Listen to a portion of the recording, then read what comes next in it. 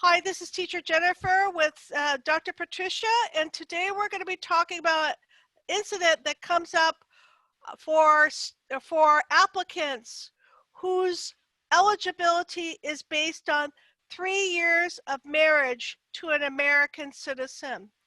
We have Dr. Patricia Hernandez has some particular information and a really good way to prepare for this interview. Go ahead, Dr. Patricia. Hello everybody. Jennifer posed this question. She had received an inquiry from one of her YouTubers indicating that they wanted to know a little bit more about what would happen in the instance when a wife, in this case it was a wife who doesn't work, and that the officer was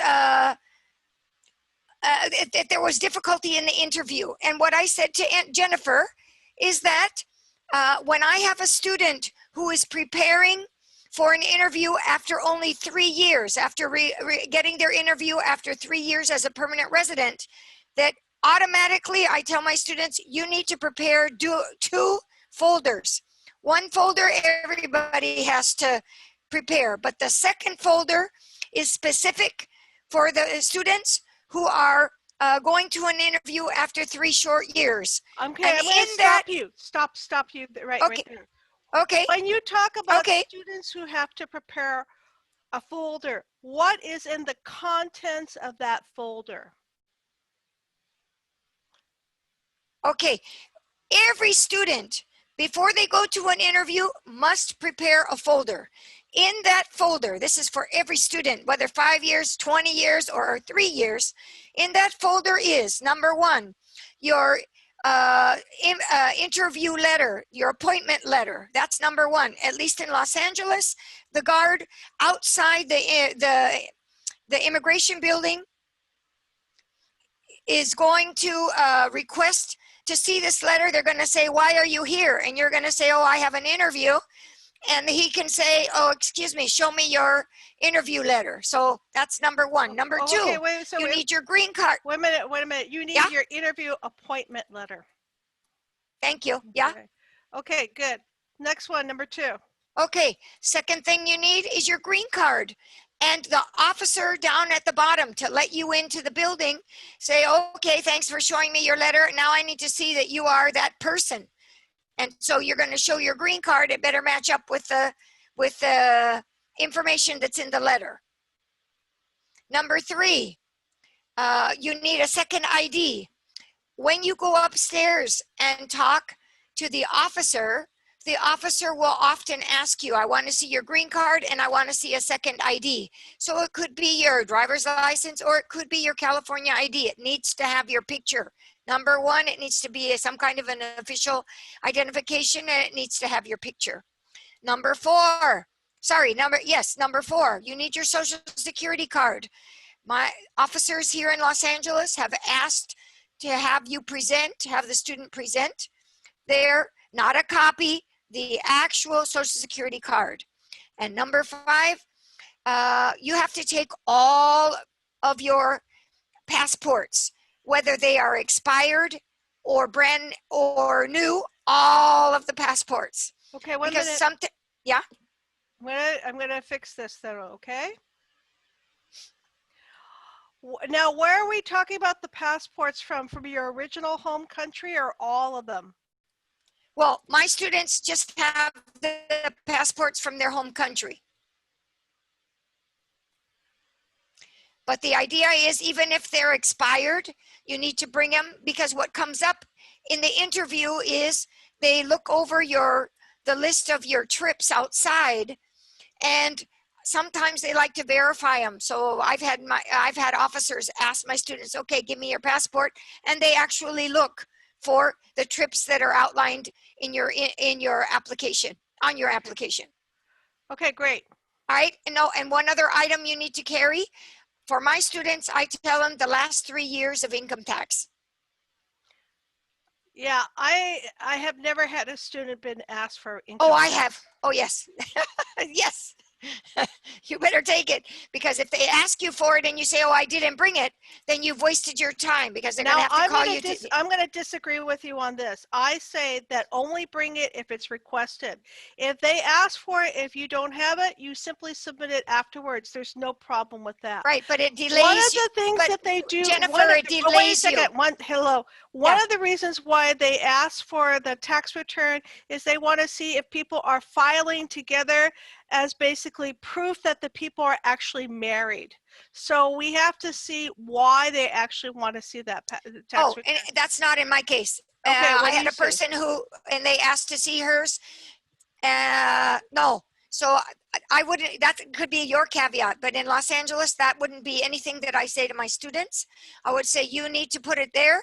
And if they ask you for it, fine. And if they don't, you're home free, but take it, because I've had, yes, students request, in my years, I've had at least 2 or 3. Okay, so that's out of many, many students. The other thing is that you can carry PDFs of that on your cell phone. So you Sorry, I have to blow my nose. Give me a minute. Okay. Give me a minute here.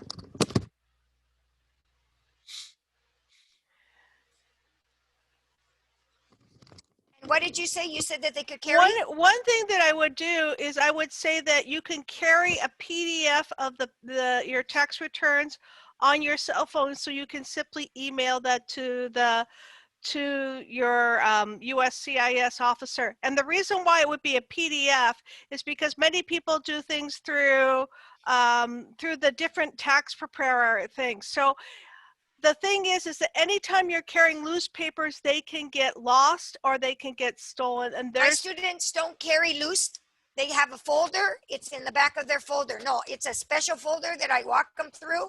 They need separators, and in each section goes, in the back is where their income tax goes. And in the far back, I always tell them, you don't know how long you're going to be waiting for your interview. So you take your 100 questions and you take your dictations and you be studying, and your application, the copy of the application. And your definitions. Good idea. Oh, Good no. idea. Because I've had the student I've had who had to wait the longest was 6 hours. Okay. You're not going to be wasting that time. Okay. That's 6 hours sitting in the waiting room. Okay. Don't waste that time. Okay. Now, so that's for the first folder. Now you're talking about 2 folders. Tell me about the second folder. Yes.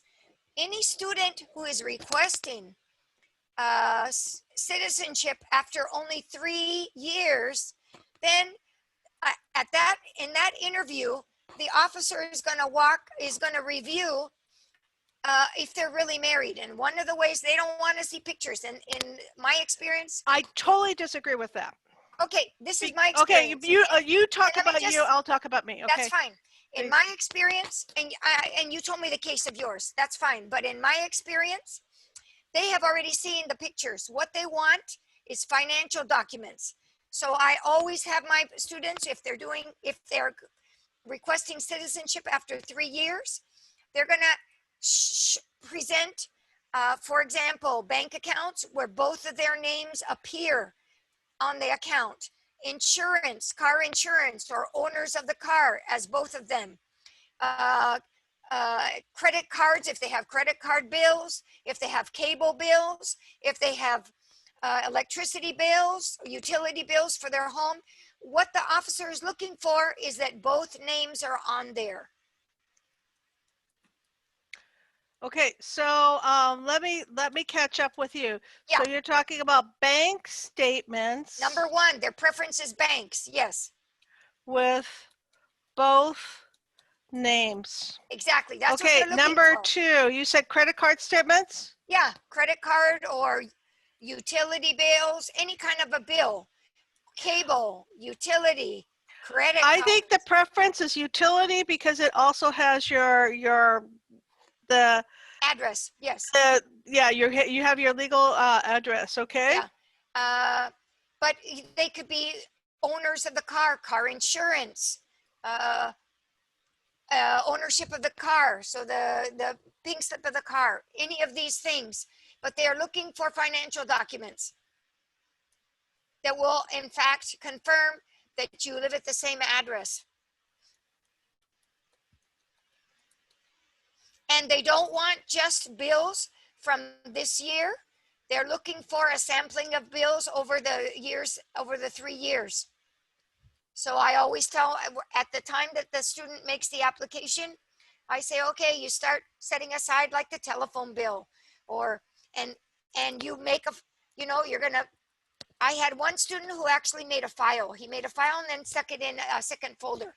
But he was very organized, and he had his phone bills, and he had a series of I think, rental payments, or, if you have a copy of the tenant, the agreement, your rental, your lease that has both names there. These are all things that are going to support that you are living together at the same address. And yes, I've had on a number of occasions, most of the time, the officer says, okay, show me your other documents. And that they're talking about taking out those documents from the second folder. Okay, so let me change this a little bit, okay? So do you see anything that needs to be corrected? Yes, in number 1, interview, you have 2 T's there. It's a typo. Ah. Well, we have to come to expect that from Teacher Jennifer. Okay, anything else that you would want to see?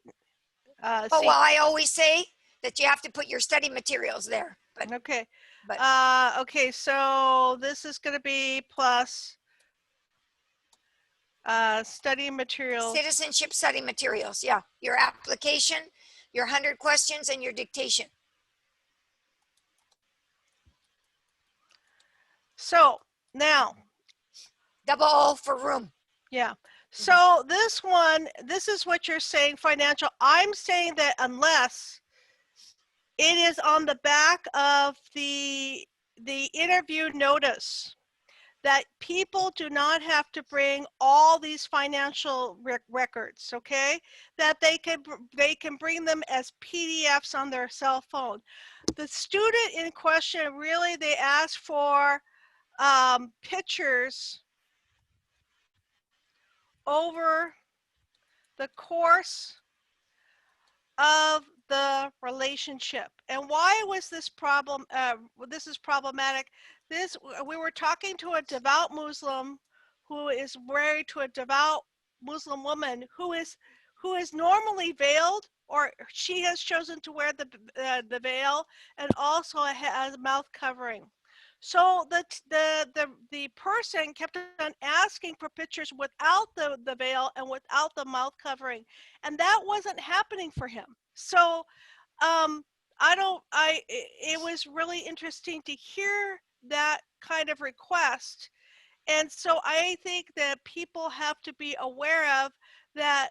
For some people, they're going to be looking for these financial papers to make sure that they're living together.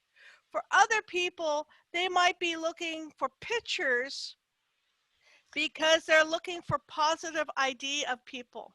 Right. I don't know what to say. I don't know what to say about this. To you? I want to suggest something to you, Jennifer. Yes. I believe that it would only be in the case of a person who covers. See, I don't think that there's a need for the pictures, because the pictures they went through and when you had your green card interview. This person, and again, this might be another exception that proves the rule. He said it was almost as if he was going through his green card, his interview again. So anyway, any other questions? For my students, it's standard that they would take pictures, et cetera, et cetera. They might separate. Oh, one of the things that we also have to say is that if you are a student who has an interview after 3 years, your spouse needs to go with you. They don't. Yes.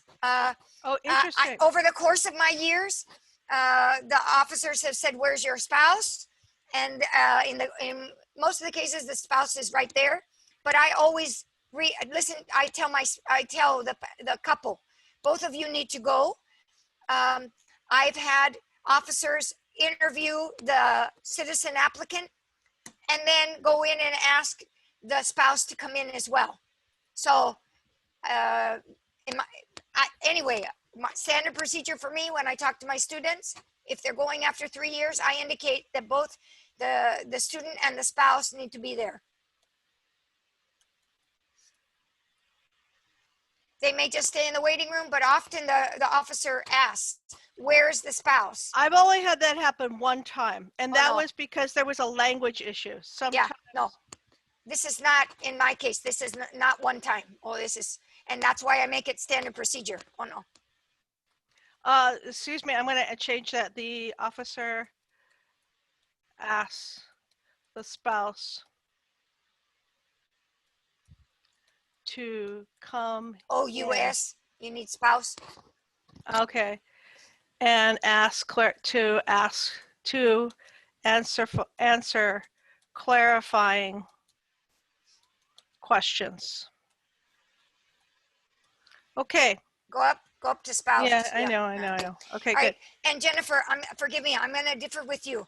I believe that the case of the person who is a devout Muslim, I believe that it has more to do with the fact that if you show pictures and they're totally covered, how are they going to, I think it has to do with the fact that that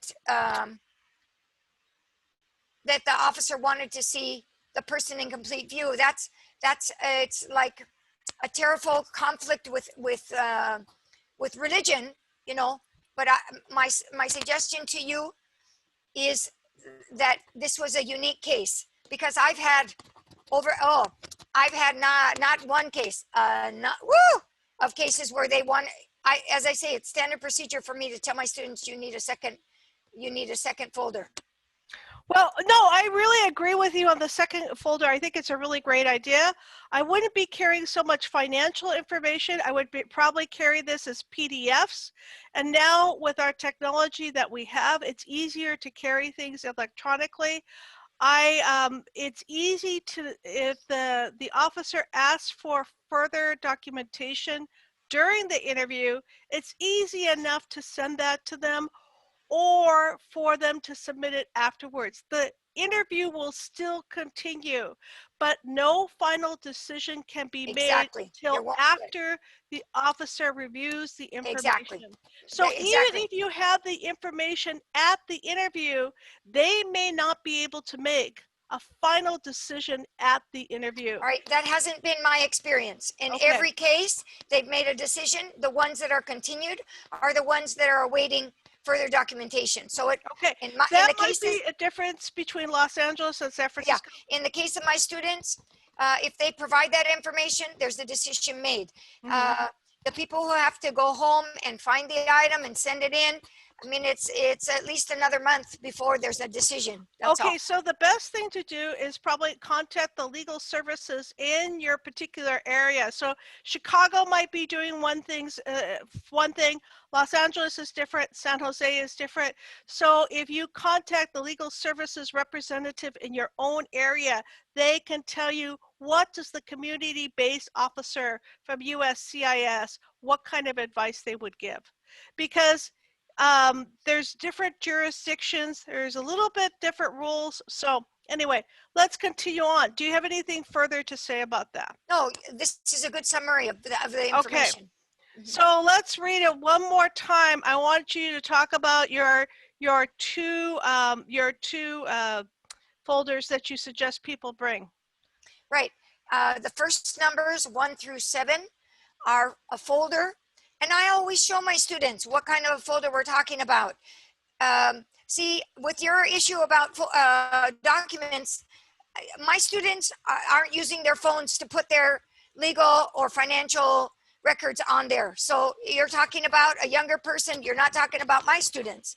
And we go over this. You need a folder. You need to protect your documents. You need to separate them out. I always indicate that the officer will never keep your documents. If the officer wants to, he'll go and take a Xerox copy, but the documents that you took to the interview are the documents that you're going to take home. Okay. The first folder is oh, that's really nice. In red, these are the items in the first folder. I always tell my students you need separators, because in the very front you need to put the interview letter, the green card, and then really close the second ID and the Social Security and the passports. And in a separate separator, then you're going to put your income tax. And at the very back, if you have time to study, that's where you're going to put your materials. So that's how we go over sometimes the students bring me their folder and I say, okay, we're going to put it together, and we do it in front of every student in the class so they get a sense, because every student needs to have a folder. It doesn't have to be elegant, but it needs to have separators, and it needs to be at least plastic so that it will protect all the documents that are inside. Can I make a further suggestion? Instead of Sure. study material, sometimes students are so wrapped up that they're ready to burst. Sometimes it's even helpful to bring maybe a picture of your family.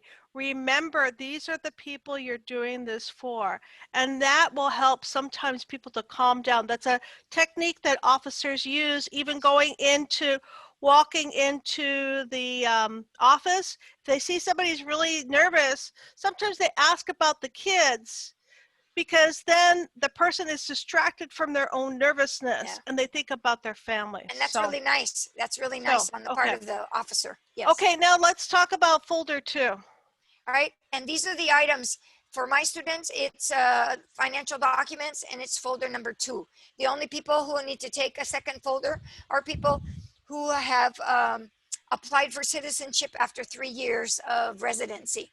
Okay, great. Okay, now, anything else that you want to say about this one? No. No? Okay, great. So let me stop share. Okay, is there anything else that you want to comment on? Because I have 3 stories that I want to comment on. Oh, no, you go ahead. Okay, so the first comment was October, so I guess September the 30th, a judge in California basically did a court order to stop the fee increase for October the 2nd. So on wait, Jennifer, you received a letter from immigration? I got an email, and then a couple of hours later it went up on the no, sorry, let me go back on that. It was originally reported in CNN. USCIS took a day, and they posted sent out an email, and then posted a response later on their website that basically said this is an unfortunate finding for us, but they cannot go ahead with the fee increase. So that was that's what they said. My feeling is that. Can I tell you what my student said? My student said hallelujah. So I know a lot of people are very excited about this. However, USCIS is funded by fees, and this could contribute to further delays and service interruptions. So USCIS, remember, their job is to help people gain or basically establish status and put them on a path for citizenship. A lot of people are in asylum limbo right now. They're waiting to receive their appointment letters. A lot of people overseas are waiting for visas to immigrate. Now, perhaps the funding will be delayed to have those services start up again. So I'm saying that, yes, I'm glad our students are saving money, but look, we have to fund USCIS. We have to find an alternative way to make sure that USCIS delivers on these services for our students. Right, but these increases are way beyond, number 1. Number 2, INS. I disagree with that. That's okay. Go ahead. Just let me finish. USCIS has been asked to do a whole lot of things that aren't related to citizenship and not related to asylum. Those things need to be funded, not our students. Our students are paying for the services, and I understand what you're saying. I don't want my students to be delayed. However, you know, the administration, when they request the USCIS to do extra jobs, then they need to fund those extra jobs. It can't be off the back of our students, and that's what they're doing. So sorry, but so if you think about how much time it takes to review every file and to go through security backups and everything like that, it's probably way more than $725 worth of work that goes into it. Also, we have to take into consideration USCIS develops a lot of materials and things like that to support the citizenship students. So not only, sure, we're focused on citizenship. It went up 80%. That's a lot of money. But the fees for other services really went up so much more than that. So again, we have to find alternative funding for USCIS so they can deliver on America's promise. So anyway, hopefully we will be able to talk about that in the new year. Let me talk about the second one. The second one was that the Trump administration had radically cut any people coming into the United States. So they basically really squashed that number, okay? So but the third thing, because these stories came out almost simultaneously. Wait, stop. You're talking about that they are going to allow 15,000 people. The limit is for next year, 15,000. They allowed 18,000 this year, and they're going to go less to 15, right? It's going to go less than that. So, okay, so the second thing, the number is 15. So the second thing is that in the New York Times, this other story came out almost at the same time, that a judge basically canceled that order. Now, are they referring to the drastic limitations, or are they referring to an earlier order that basically cut the H-1B visas?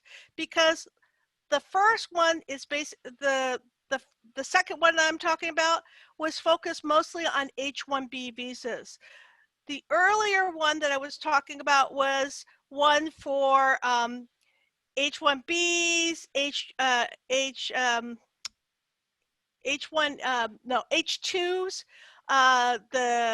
the ones for cultural, people for religious workers, people who are coming over as au pairs. So there's still confusion about the citizens, or the people who will be able to immigrate to the United States for next year. So far I have not seen any moves for the embassies to open up overseas to allow those immigration visas to proceed.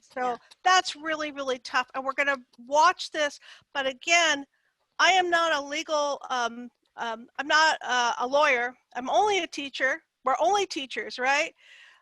We're not government employees. We watch the government, but we're not government employees. So we can't answer specific questions about when is the embassy in Pakistan or Bangladesh or India opening up.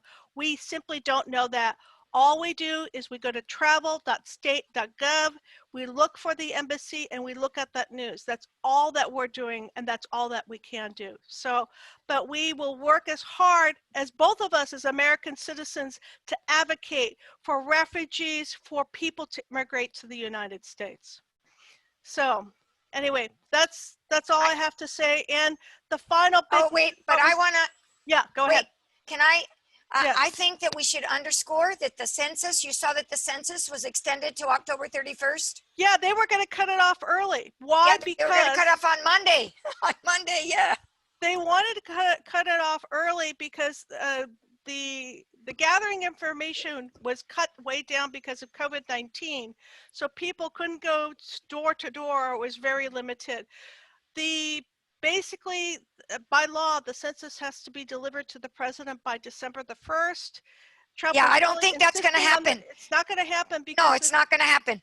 And people wanted that information to start preparing for their elections for state state officers. So that's a really big news. So people are really fighting the good fight on that, and the best person on that beat is Hansi Lo Wang from NPR, who's really following that. And we would want to encourage everybody who's watching this podcast to, please. I'll put it in the notes. In the notes. Yeah, that they needed to fill out their census form. There's plenty of time. Fill out the census, because not only is it an investment in yourself, your account, you're basically preparing voting in the government to work, and for hospitals and roads and schools and all sorts of things to happen. So that's filling out the census, 5 minutes, 10 minutes filling out the census, that's an investment that will pay off for years and years and years. So, well, and it's for you, and also when your you have family. children, every person in your family, that's a benefit for everybody. So Right. hopefully people will take advantage of this, that we have 3 more weeks, and then fill out their form. So Okay. Yeah, and do not be afraid. They are not asking about what is your status, your legal status. Just fill it out. Okay. Finally, there's been a lot of misinformation coming up about voting. Please stay tuned. Please, if you have the ability, or now most of us, we can't vote because we're not citizens yet.